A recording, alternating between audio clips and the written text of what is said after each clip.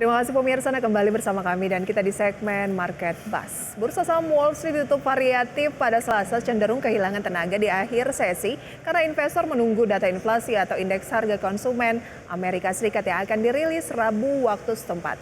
Dan berikut data penutupan Wall Street selengkapnya. Dow Jones Industrial Average ditutup naik.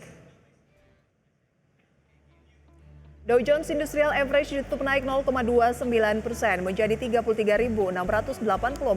S&P 500 stagnan di posisi 4.108. Nasdaq Composite Index turun 0,43% menjadi 12.031. Kemudian dari saham Eropa, sentuh level tertinggi 1 bulan untuk bursa Eropa, terangkat saham pertambangan. Kita lihat ada CAC 40 Prancis melesat 0,89% menjadi 7.390 setelah menyentuh rekor tertinggi. Di Jerman, indeks DAX ditutup naik 0,37% menjadi 15.655, FTSE 100 Inggris naik 0,57% menjadi 7.785.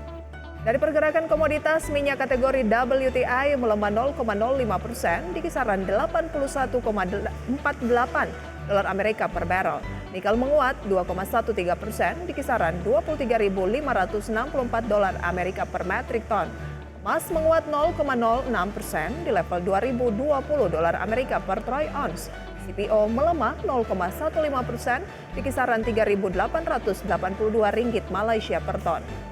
Kita ke valuta asing, pemirsa, bersama melihat pergerakan nilai tukar rupiah terhadap sejumlah mata uang utama dunia. Rupiah terhadap dolar Amerika Serikat di kisaran 14.891 rupiah. Rupiah terhadap euro di kisaran 16.259 rupiah. Rupiah terhadap pound sterling di kisaran 18.499 rupiah. Dan rupiah terhadap yen Jepang di kisaran 111,42.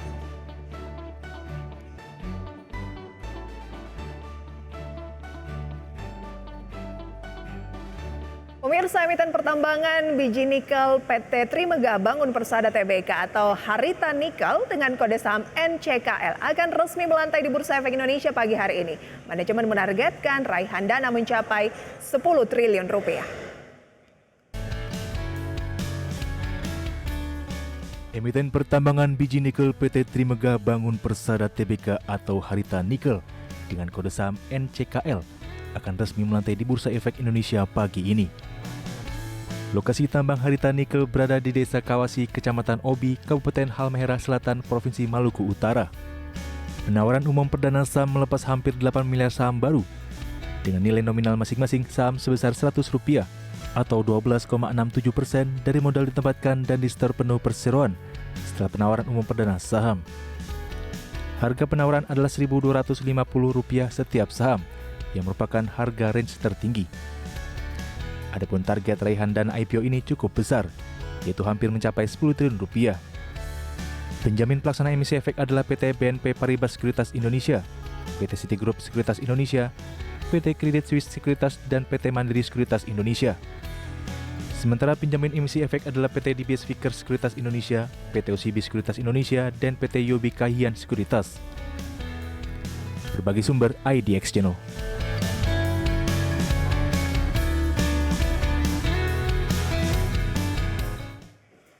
Itu dia pemirsa, seberapa menarik IPO dari Harita Nikel dan juga sektor tambang nikel ke depan. Untuk membahasnya sudah bergabung melalui video conference bersama dengan Mas Raka Juniko, Research Analyst MNC Sekuritas.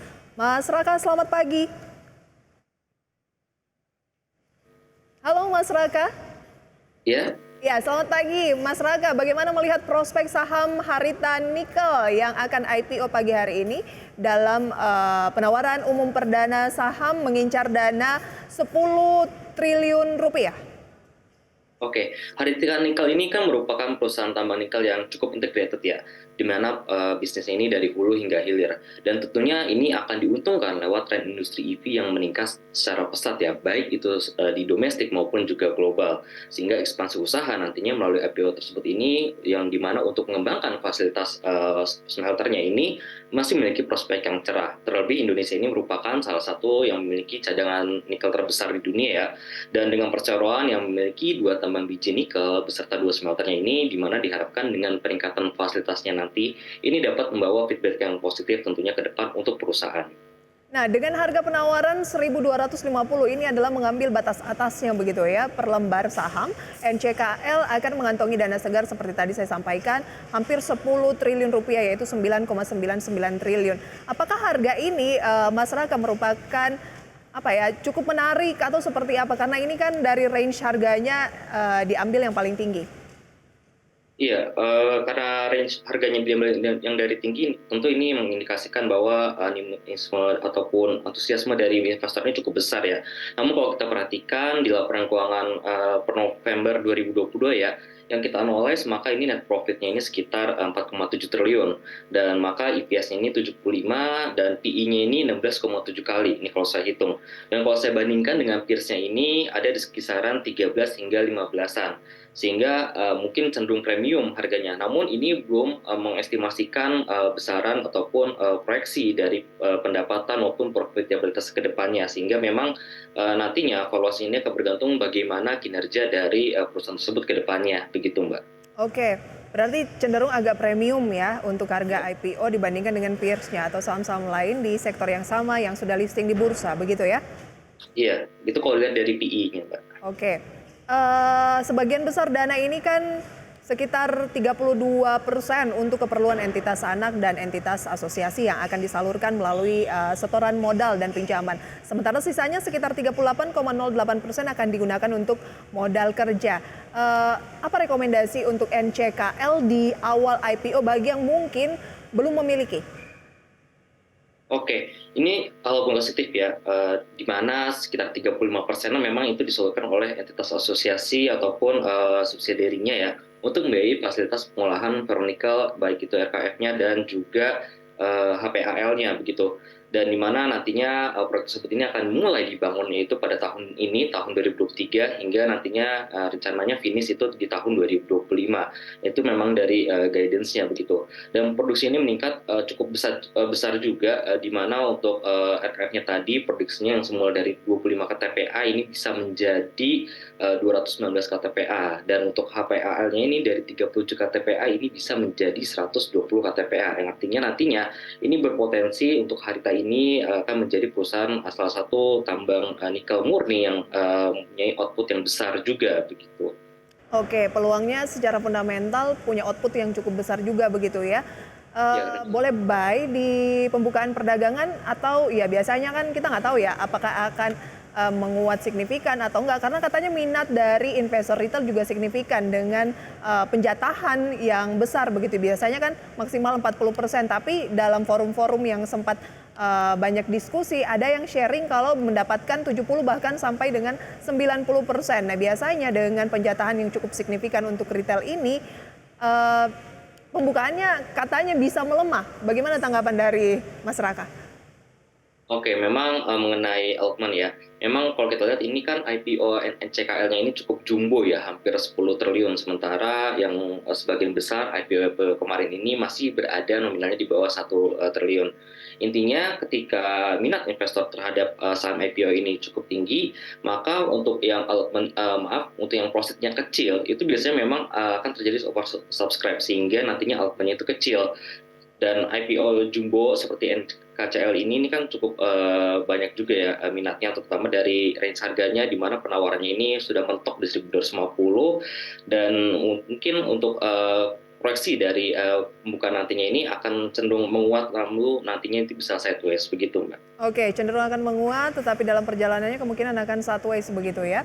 Presiden Direktur Harita Nikel Roy Arman Arfandi ini sempat mengatakan minat investor terhadap IPO NCKL cukup tinggi, termasuk dari investor asing. Nah, peluang saham ini kira-kira seperti apa? Bolehkah kita buy ketika nantinya ya IPO-nya menguat, masih euforia mungkin begitu ya, karena memang peminatnya cukup besar. Ketika sudah mulai landai, boleh mulai cicil beli atau seperti apa, Mas Raka?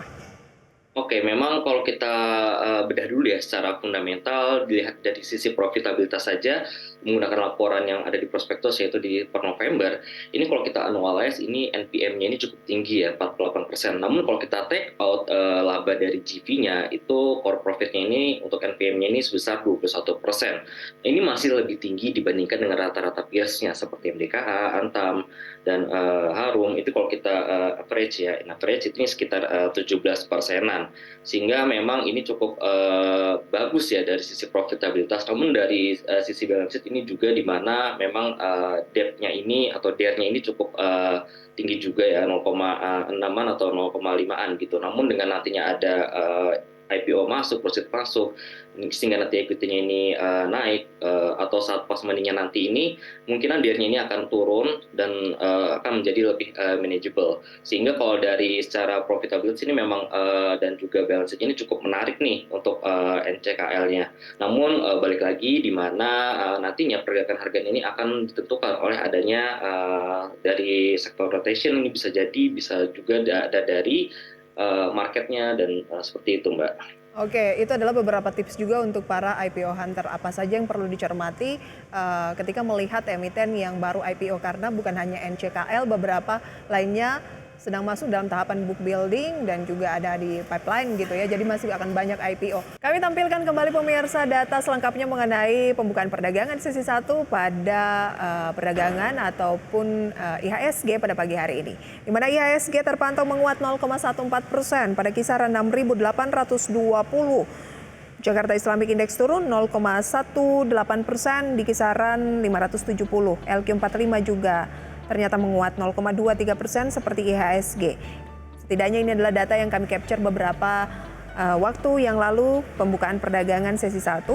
Saham top gainers ada BBCA yang menguat 0,57% di kisaran 8.875. BBRI naik 0,41% pada kisaran 4.900. Pipa yang baru saja IPO beberapa waktu kemarin pemirsa ya, di awal pekan menguat 34,74%.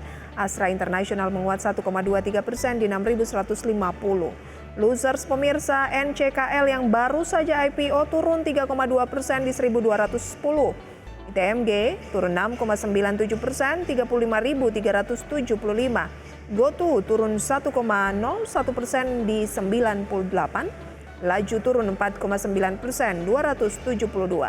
Saham pilihan dari MNC Sekuritas ataupun lebih khususnya adalah Masraka pemirsa dapat Anda saksikan di layar 4 seperti biasa, diantaranya SMGR, Buy on Weakness, SSIA, Trading Buy, Elsa, Spekulatif Buy, AGII, Buy on Weakness. Itu dia ya. Masraka, tidak ada saham dari sektor tambang nikel yang masuk dalam rekomendasi Anda. Bahkan secara umum sektor pertambangan tidak ada rekomendasinya untuk saham pilihan. Kenapa Mas Raka? Ya, ini mungkin saya ingin mengantisipasi adanya sektor rotation ya ke depannya, karena memang kemarin ini IDX Energy ini cukup naik, cukup signifikan begitu. Sehingga saya mungkin ingin fokus mencari saham-saham lainnya yang memang cukup potensial, terutama ada dari basic industri ya, dan juga ada dari properti dan yang lainnya gitu. Oke, kita satu persatu, waktunya singkat. SMGR, SSIA, Elsa, AGI, apa yang menarik? Oke, untuk SMGR ini adanya dengan harga normalisasi batubara ya. Seperti yang ketahui, harga batubara kemarin sudah turun ya dari level 300-an per tonnya. Dan ada juga nantinya SMGR ini akan mendapatkan DMO 100% dan juga proyek dari IKN ini yang dimana diharapkan dapat mengabsorb dari semen-semennya. Sebenarnya ada SSIA ini lebih cenderung kepada trading dari teknikal saja, di mana sebelumnya ini sudah break resistance. Lalunya ada Elsa, di mana Elsa kemarin pada tahun 2022 ini performa keuangannya cukup baik ya. Dan juga untuk AGI ini seiring dengan ekspansi lini distribusi yang diharapkan dapat meningkatkan volume perseroan ke depannya. Oke. Untuk saham-saham rekomendasi ini untuk SMGR bisa di buy on weakness di 675 sampai 6125, target price 6375 sampai 6775, stop loss di bawah 6000. Kemudian SSIA bisa trading buy 370 hingga 380, target price 392, kemudian bisa ke 432, stop loss di bawah 322. Elsa spekulatif buy 304 sampai 312, target price 322. Bisa ke 346, stop loss di bawah 9, maksud kami 292. AGII buy on weakness dengan posisi 1980 hingga 1995, Target price 2.100 bisa ke 2250, stop loss di bawah 1850. Sedikit untuk IHSG kita yang mengalami pelemahan tampaknya ya setelah tadi sempat dibuka di teritori positif. Bagaimana peluang untuk IHSG jangka pendek?